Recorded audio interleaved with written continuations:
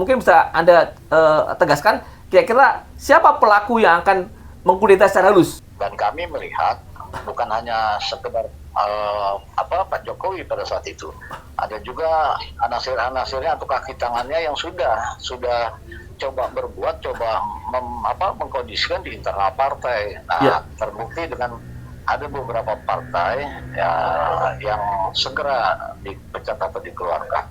Katakan artinya Jokowi dan kaki tangannya lah ya, dan faksinya dia lah gitu ya, kalau nggak salah ya, betul ya?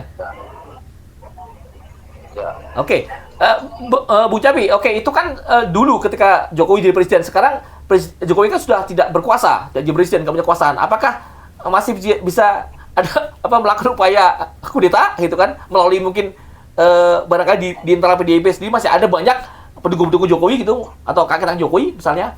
Nah, sekarang begini, bahwa partai politik itu kan subkoordinat daripada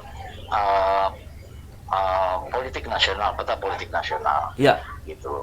Nah, jangankan partai politik atau dengan PD Perjuangannya, kita lihat aja sama-sama. Pak Prabowo aja sekarang masih dicawe-cawe atau masih digrecoki oleh seorang Jokowi.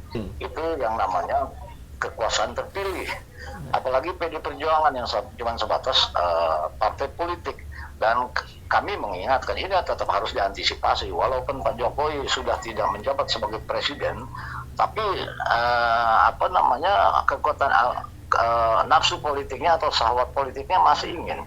Waktu itu dengan jelas dan terbuka dia membuat statement akan menggembosi PDI.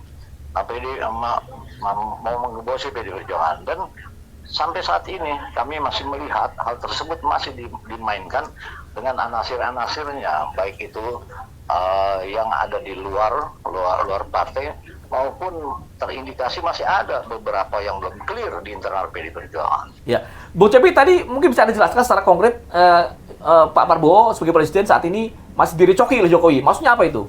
Ya, buktinya dalam statement Pak Prabowo terakhir, salah satunya ini pandangan saya. Ya. Yang sekarang itu Pak Jokowi salah satu orang yang pasang badan buat PSI, dan yang ketua umumnya anaknya. Dalam kongres terakhir itu PSI Pak Prabowo bilang bahwa PSI itu partai kecil tapi mempunyai kursi yang besar di kabinet. Nah, itu kan dalam peta politik nasional nggak lazim gitu kan. Rakas TV yang tajam, berani dan informal.